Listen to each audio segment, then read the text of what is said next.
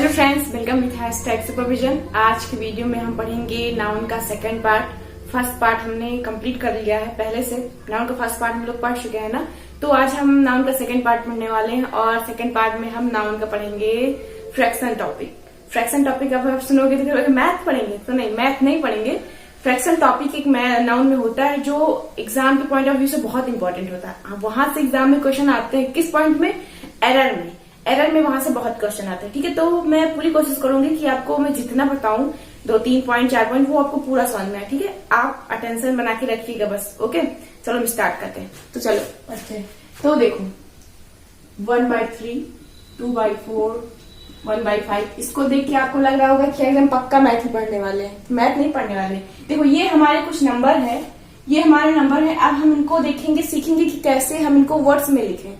ठीक है, कैसे इनको हम वर्ड्स में लिखे। तो मैं पहले आपको कुछ बेसिक पॉइंट्स बताना चाहूंगी जहां से ये चैप्टर स्टार्ट होता है, ये पॉइंट फ्रैक्शन का स्टार्ट होता था। तो मुझे पता है कि बहुत लोगों को पता होगा, लेकिन जिनको नहीं पता वो बढ़े। ओके, तो देखो ये 1/3 है, तो इसको हम क्या कहते हैं? 1/3 कहते हैं। ऊपर वाले पार्ट को हम क्या कहते हैं? अंश। नीचे वाले पार्ट को क्या कहते हैं? हर। क्या कहते हैं? अंश। और नीचे वाले पार्ट को क्या कहते हैं? हर। ठीक है, इसको इंग्लिश में कहते हैं न्यूमिनेटर, इसको इंग्लिश में कहते हैं डिनोमिनेटर।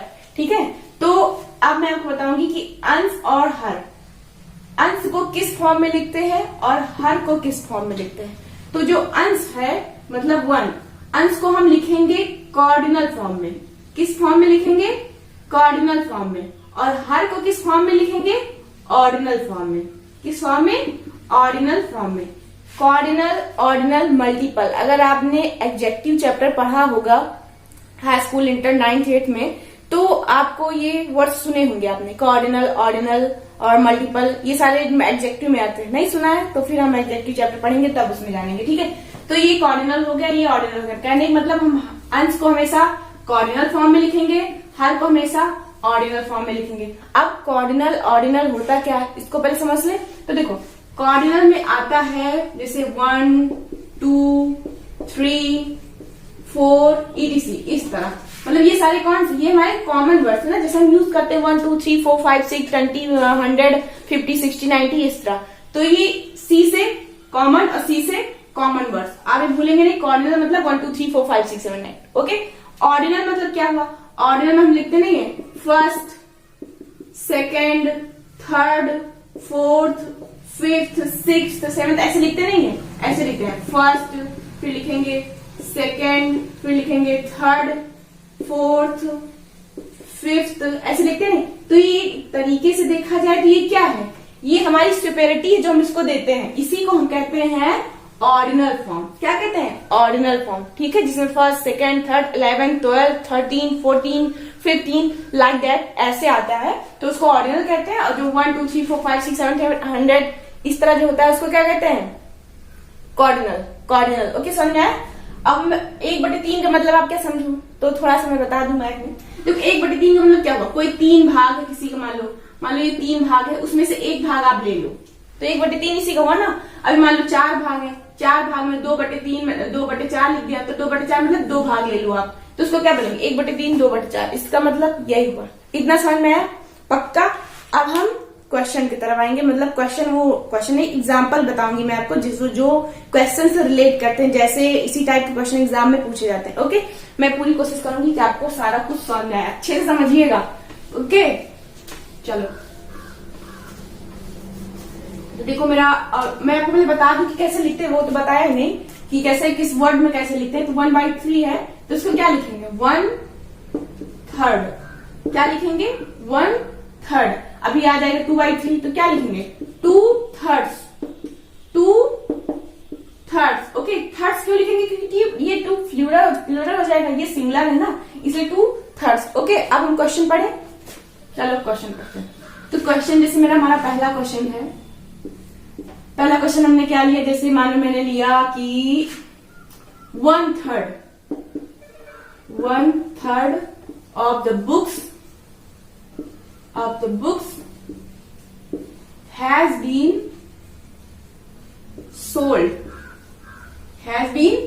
क्या लिखा मैंने? 1/3 of the books has been sold। अब हमें देखना है कि इस सेंटेंस में कहाँ पे गलती है। मतलब सेंटेंस करेक्ट है कि इनकरेक्ट है। देखो आप लोग ऐसे नहीं समझना, ऐसे पेपर में कैसे आता, पेपर में ऐसे लाइन खींच दी जाती है, क्या ऐसे लाइन खींच देती है। अब बताओ कि फर्स्ट पार्ट में एरर है कि सेकंड पार्ट में एरर है कि थर्ड पार्ट में एरर है, तो आप बताओ किस पार्ट में एरर है। तो मैं बता दूं आपको थर्ड पार्ट में एरर है, यहाँ पे हैज पे।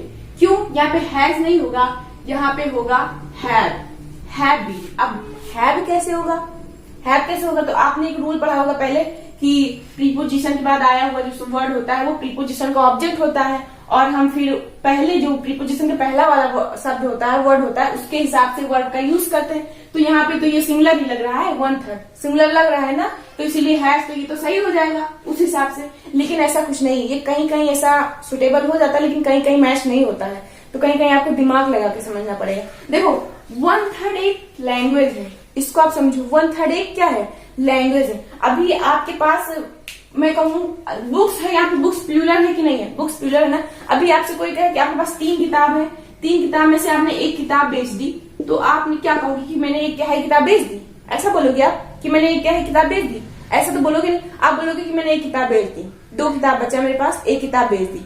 तो ये क्या हुआ, एक फॉर्म है, सिंगल फॉर्म, और यहाँ पे 1/3 यूज किया गया। यहाँ पे आप इमेजिन करो कि मान लो 75 बुक्स रहे होंगे, 75 बुक्स हैं। अब 75 का तुम 1/3 करो, निकालो कितना आएगा, 25 आएगा कि नहीं आएगा, 25 आएगा। तो 25 सिंगुलर है कि प्लूरल है, प्लूरल शब्द है ना, प्लूरल वर्ब है कि नहीं है ना। तो इसीलिए इसके अकॉर्डिंग यहाँ पे हैज नहीं होगा, इसके अकॉर्डिंग यहाँ पे क्या होगा, हैव। क्या होगा यहाँ पे, हैव, मतलब the 1/3 of the books have been sold। इतना समझ में आया, समझ में आया कि नहीं। अभी आप 2-3 एग्जाम्पल और समझोगे तो बेटर समझ में आएगा। ओके, नहीं समझ में आया तो थोड़ा पेशेंस रखो। ओके, सेकंड एग्जाम्पल देखो। सेकंड एग्जाम्पल में भी आपको बताऊं तो जैसे मैंने लिखा half of the mango, half of the mango, half of the mango was sold, half of the mango was sold. अब आप बताओ इसमें आपको एरर लग रहा है कि नहीं, इनका इनकरेक्ट लग रहा है ना। अब बताओ इनकरेक्ट कहां से है। मैं पहले आपको एक चीज बता दूं, हाफ ऑफ द माने बता दूं। देखो नंबर 2 टाइप के होते हैं, एक तो होता है डिफिनिट नंबर, एक होता है इनडिफिनिट नंबर। डिफिनिट नंबर में, डिफिनिट मतलब क्या होता है, निश्चित, इनडिफिनिट मतलब अनिश्चित। इनडिफिनिट में आता है 1, 2, 3, 1/3, 4/3 या 5th, 6th ऐसे आता है। और डिफिनिट में क्या आता है, half of the, some of the, all of the, या 20% ऑफ, 30% ऑफ, प्लेंटी ऑफ, इस टाइप के वर्ड्स जो आते हैं डिफिनिट में आते हैं। तो ये कहाँ का वर्ड है, ये डिफिनिट का वर्ड है। कहाँ का वर्ड है, डिफिनिट का वर्ड, ठीक है। तो half of the mango was sold. अब मैं पूछ रही थी ये करेक्ट है कि इनकरेक्ट है, तो मैं बता दूं ये इनकरेक्ट है। क्या है, इनकरेक्ट है, क्योंकि यहाँ पे क्या लिखा है, मैंगो, यहाँ पे क्या लिखा है, वॉज। अब आप बताओ हाफ ऑफ द मतलब आधा, हाफ ऑफ द मतलब आधा। आपने कभी ऐसा देखा है कि कोई पर्सन हो जिसके पास आम हो और वो आम को आधा काट के बेच रहा है, आपने कभी ऐसा देखा कि नहीं, कि कोई के पास को बड़ा आम लिया, ठेला रखा हो और उसमें से वो आधा आम काट के बेच रहा हो, ऐसा देखा है? लोग उसके आम ही लेने नहीं जाएंगे, बोले कि पागल है ये। तो देखो इसका मतलब यही हुआ कि ये लैंग्वेज है, जैसे यहाँ पे लैंग्वेज बताया गया था वैसे यहाँ पे भी लैंग्वेज बताया गया है कि आमों का, जैसे मान लो आमों का ढेर है, उसमें से आधा आम बिक गया है, आधा आम बिक चुका है, मतलब half of the mango was sold. तो यहाँ पे एरर है कि नहीं है, यहाँ पे मैंगो नहीं होगा, यहाँ पे क्या होगा, मैंगोज। क्या होगा यहाँ पे, मैंगोज। और यहाँ पे वॉज नहीं होगा क्योंकि वॉज सिंगुलर वर्ब है, यहाँ पे क्या होगा, वर। क्या होगा, were. Half of the mangoes were sold. समझ में आया कि नहीं आया, यही शब्द है। अभी मैं देखो, अभी नेक्स्ट एग्जांपल बता रही हूँ, इसी से रिलेटेड, आपको फिर पक्का एकदम कंफ्यूज हो जाएगा। अब देखो एक है इसी से रिलेटेड है, half of the mango is रॉटन। रॉटन means होता है सड़ा हुआ। क्या होता है, सड़ा हुआ। रॉटन मीन्स क्या होता है, सड़ा हुआ। अब मान लो आपके पास एक आम है, ऐसे आम कुछ सही नहीं बना है, ठीक है, अमिया बन गया है। अब मान लो एक पास ये आम है, तो आम का भाग आपने कभी देखा होगा ना, नीचे का भाग सड़ा होता है, ऊपर का सही होता है, ऐसा देखा है कि नहीं। तो इसमें क्या कहा गया है कि half of the mango is रॉटन, मतलब मैंगो का जो आधा भाग है वो क्या, सड़ चुका है, मैंगो का आधा भाग सड़ गया है। तो half of the mango is रॉटन। तो ये तो सेंटेंस सही है ना, क्योंकि भाई मैंगो का आधा भाग तो सड़ा होता ही है, कभी ऊपर का सड़ा होगा, कभी नीचे का सड़ा होगा, कभी किनारे से, कभी तो इधर से। सड़ा होता है कि नहीं, देखा है कि नहीं देखा, ये देखा है। लेकिन कभी आपने ये देखा कि कोई आम वाला हो, आम को काट काट के बेच रहा हो आधा आधा करके, नहीं देखा है ना। तो इसीलिए यहाँ पे प्लूरल वर्ब यूज हुआ, क्योंकि इसकी लैंग्वेज है, आपको लैंग्वेज समझनी पड़ेगी। आप रट के काम नहीं चला सकते, ठीक है। और यहाँ पे क्या, यहाँ पे तो साफ साफ दिख रहा है ना कि half of the mango is रॉटन, आम का आधा भाग सड़ा हुआ है, ये एकदम सही है, ठीक है नहीं। अब हम दूसरा एग्जाम्पल करते हैं। बहुत स्पीड में बोल रहे हैं क्या, धीरे धीरे बोलेंगे, ओके। अभी मुझे लास्ट में आपसे एक बात करनी है, वो बात मैं जरूर आपसे शेयर करूंगी। किसी कोई कमेंट सेशन में कुछ कहा था उसको लेके, ठीक है। तो देखो नेक्स्ट एग्जांपल जो हमारा है वो है 1/3 ऑफ द मिल्क। मान मैं लिख रही हूँ 1 यानी कि 2/3, वही भी 1 बोल रही बार बार, लिख दो 2/3 of the milk is useless. 2/3 of the milk is useless. अब बताओ ये सेंटेंस करेक्ट है कि इनकरेक्ट है। तो मैं बता दूं ये सेंटेंस करेक्ट है। अब बोलो कि नहीं, वर्ब तो सिंगल लगा है, यहाँ पे तो 2/3 लगा है, तो कैसे इनकरेक्ट है। तो बता दूं मिल्क क्या है, मिल्क इज अनकाउंटेबल। मिल्क क्या है, अनकाउंटेबल है कि नहीं। मिल्क को आप गिने होगा, कभी गिने हो, नापे होगे लीटर में पौवा में जो नापते हो, नापे होगे लेकिन गिने नहीं होगे ना। तो अनकाउंटेबल जो नाउन्स होते हैं उनके साथ हमेशा सिंगुलर वर्ब यूज होता है। क्या होता है, सिंगुलर वर्ब ही यूज होता है। लेकिन मैं आपको एक चीज और बता दूं, आप जैसे यहाँ पे 2/3 है, तो मैंने अभी बताया था क्योंकि ये प्लूरल है इसलिए यहाँ पे 2/3 लगा है। तो आप ये मत सोचना कि हमेशा 2/3 ही लगेगा, 2/3 हमेशा नहीं लगेगा। इसको आप और अभी और डीप में पढ़ोगे तो आपको पता चलेगा कौन कैसा फॉर्म यूज होता है। तो यहाँ पे 2/3 नहीं लगेगा, कभी कभी होता है कि 2/3 यूज होता है। मैं एग्जाम्पल दूं आपको, जैसे लिखा है कि he gave me 2/3 money, then your sentence is incorrect। अब बोलो हाउ। देखो यहाँ पे क्या लिखा है 2/3, यहाँ पे थर्ड नहीं होगा, यहाँ पे थर्ड होगा। क्यों थर्ड होगा मैं आपको बता दूं। जैसे मान लो ये क्या है, नाउन है, ये नाउन है, ये भी नाउन है। तो अगर नाउन के पहले कोई नाउन आ रहा है तो ऑब्वियसली बात है वो किसी के नाउन के बारे में बता रहा है, तो वो क्या बन जाता है, ये बन जाता है एडजेक्टिव। ये रूल है ना कि नाउन के पहले अगर कोई नाउन आ रहा है तो वो दूसरे नाउन के बारे में बताने लगता है, तो ये एडजेक्टिव बन जाता है। और एडजेक्टिव का कभी प्लूरल नहीं बनता, जानते हैं ना, एडजेक्टिव का कभी प्लूरल नहीं बनता। तो इस यहाँ पे क्या हो जाएगा 2/3, क्या हो जाएगा यहाँ पे 2/3, ठीक है। इतनी बात समझ में आई।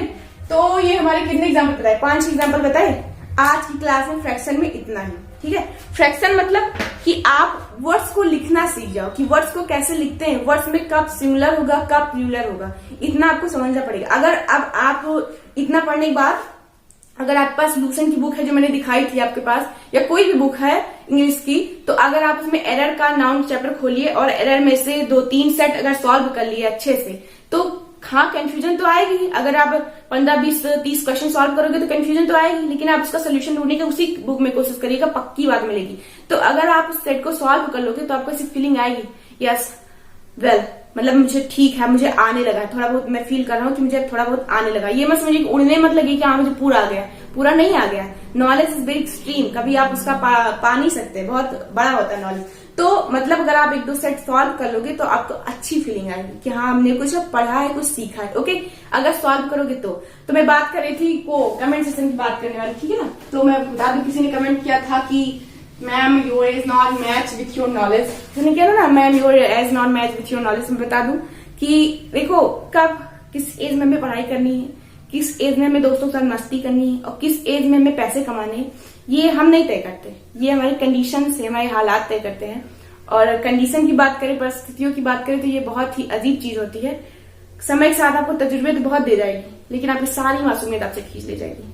तो ठीक है, ये ऐसी कंडीशंस होती है, आप समझिए, ठीक है। और आपको, मुझे ऐसा लगता है, आई होप आपको पूरा समझ में आया हो। अगर समझ में आए then you support me and never stop learning. Thank you, okay.